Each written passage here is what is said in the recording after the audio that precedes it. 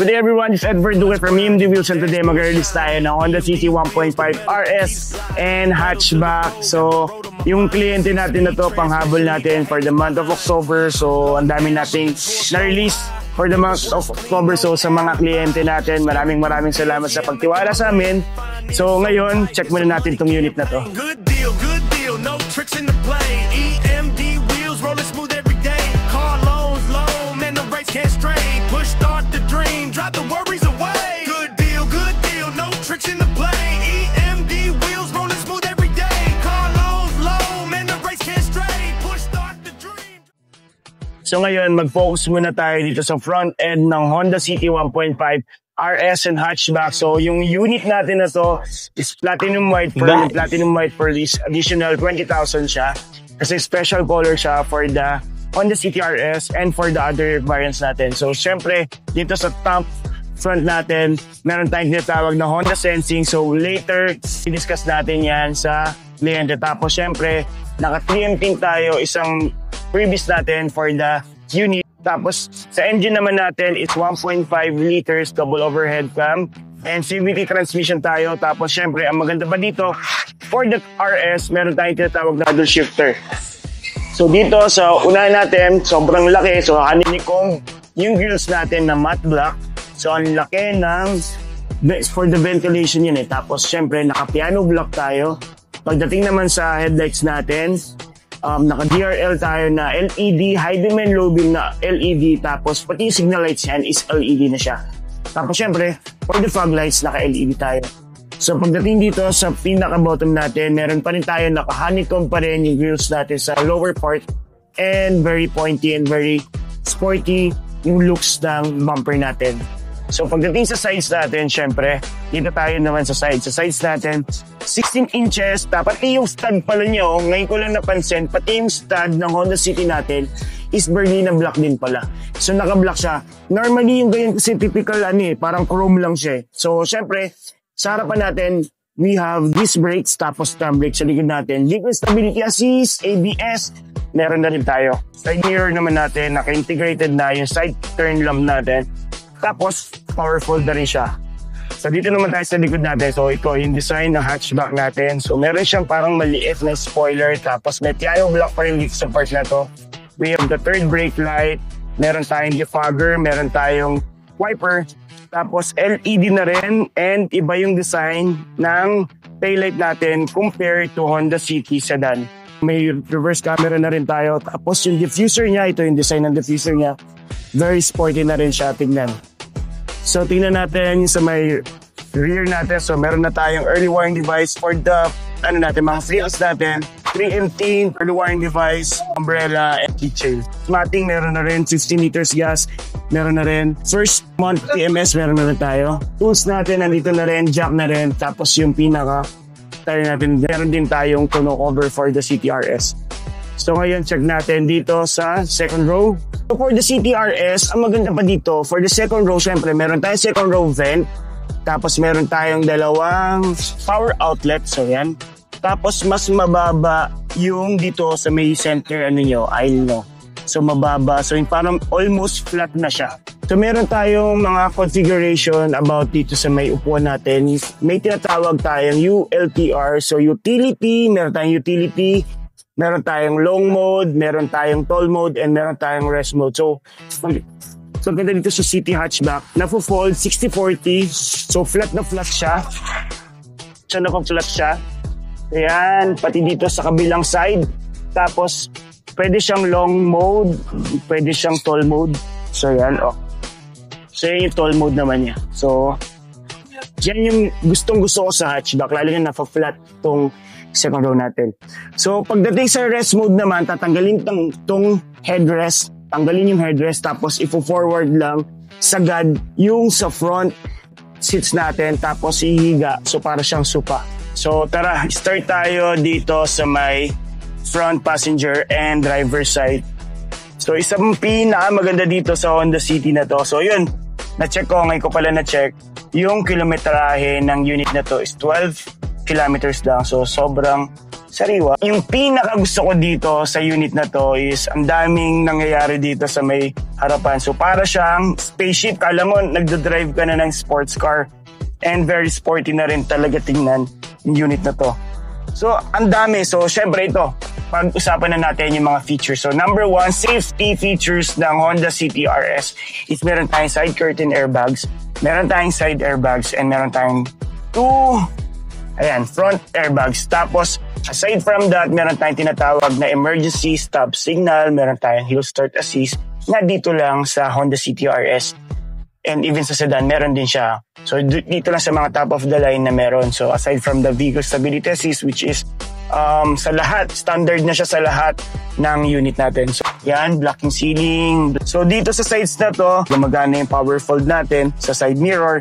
Tapos, nandito na rin yung sa may mga switch ng side mirror natin, sa window natin, and even sa may central lock window, nandito na rin. So, sa may left side na to, makikita nyo yung vehicle stability assist. So, for the traction control ng unit na to, for the safety na rin, so makikita natin sa left side. Sa pinaka-bottom left side natin, dito yung pag-open ng hood natin and ng sa gas natin.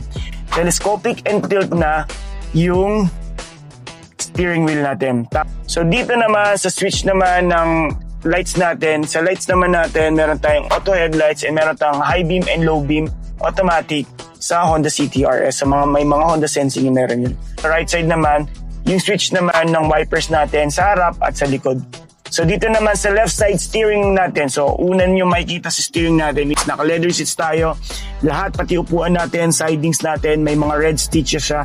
So very sporty na rin tignan ng Honda City natin. So pagdating sa left side, makikita nyo yung audio controls natin, Bluetooth hands-free, nandito na rin. And sa right side naman natin, yung adaptive cruise control with low speed follow and yung LKS natin.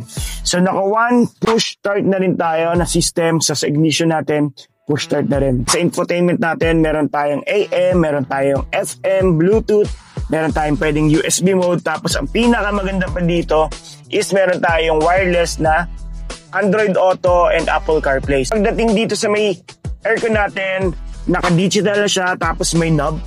Sobrang ganda ng tunog ng knob every time na ikot-ikutin natin. Sobrang ang lakas makayaman. So ito, may mga max cool na rin tayo, at auto climate na. And then, meron tayong dalawang Type A USB port, tapos meron tayong outlet na 12 volts, may power outlet na rin tayo. So, syempre, meron tayo ditong cup holder, tapos yung key fob natin, dalawang main key fob, tapos pag nalobat tayo, pwedeng kayo mag-manual para buksan yung pintuan. And ang maganda dito, smart entry na siya, tapos may tinatawag tayong remote engine start. So, pwede natin i-start yung unit using the key fob, diba? Sobrang high-tech. Tapos meron tayong icon button, meron tayong reverse camera. Yung reverse camera natin, we have 3 modes. Ayan, so meron tayong wide, normal view, and top view. So pagdating naman dito, so muntikan ko na ma-miss, isang feature ng Honda City is meron tayong paddle shifter. So kailangan lang natin i-S mode. Pag S mode natin, paddle shifter, so lalabas dito, may M1. So, mapapansin ninyo, may M1 siya. So, yan, may M1, may kita nyo. Pag every time gagamitin natin yung paddle shifter. So, yun. Guys, actually, tatanungin ko na lang sa kliyente kung gusto nyo patanggal yung mga plastic. Kasi, first car niya, first brand niya, medyo, bata-bata pa yung kliyente natin. So, yun. Kung interested kayo, katulad nito, yung kliyente natin is VA or mga freelancer. Kung freelancer kayo and napahirapan kayo magpa-approve or wala kayong idea kung paano magpa-approve, pwede nyo akong kontakin, pwede tayong mag-zero down. Tapos may mga kliyente rin kasi akong gustong low rate, meron tayong low rate. So meron tayong partner na RCBC, very low rate din. Tapos pagdating naman sa cash or PO transaction, we're offering naman cash discount. So very competitive naman yun, maganda rin naman. Then sa mga freebies, meron tayong mga freebies. So yun, kung umabot kayo sa part na to, hindi pa kayo nakasubscribe, paki-subscribe na rin, share, like yung video na to. Then tawagin na natin yung kliyente Tapos, endorse natin itong unit na to. Ngayon, naka-hood insulator tayo. May hood insulator na to. 1.5 liters gas. Ano bang ginagamit niya ngayon, sir, na sasakyan? Naka-Mirage ako. Mirage. So, ito, 4-cylinder na to. 121 PS na siya. So, ibang-iba yung, ano niya. CVT transmission or manual? CVT. So, familiar ka na sa takbo ng CVT transmission. Pero, ang maganda dito, meron tayong Triptonic, meron tayong paddle shifter. So, S-mode lang natin. Mamaya, double check natin. So, one difference niya from Mirage din. Twice a year lang. So, every 10,000 or 6 months, whichever comes first. Kasi pag Mitsubishi, 4 times yan per year, di ba? So, every 4 months or 3 months, 3 months, no? 3 months, yun, ganun. Or 5,000, whichever comes first. Tapos, ito naman, every 6 months iisipin mo kasi din mo naman laging babiyahe. Ang dami niya naman yatang sasakyan. Sasalit-salitan sila, di ba? So, hindi naman natin agad ma-reach yung 10,000. So, every 6 months na lang isipin natin. Then, sa warranty natin is 100,000, whichever comes first, 3 years.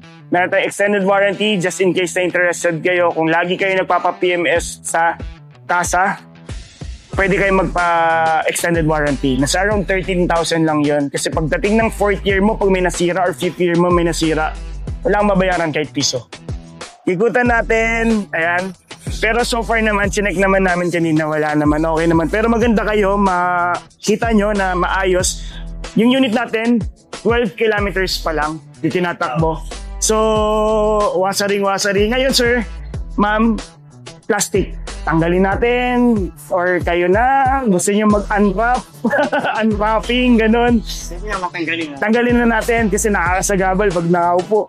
So ngayon, yung mags natin, 16 inches mags, tapos Berlin na black siya. Ngayon ko lang napansin, pati stud pala natin Berlin na black, hindi siya yung chrome. Ngayon ko lang napansin, sabi, parang black Kanina ko lang na, nagre-review ako, pero hindi ko nakikita no. So yun, kasi yan, 16 inches siya. Tapos, disc brake yung harap, drum brake likod natin, may vehicle stability assist na tayo, meron din tayong ABS, meron din tayong hill start assist, meron naka-piano block tayo, pati yung pinaka-sharpie natin, piano block. And, sir, tapakan ko yung bubong, tapakan ko yung preno. So, pailawin natin, tapos reverse light, check nyo po.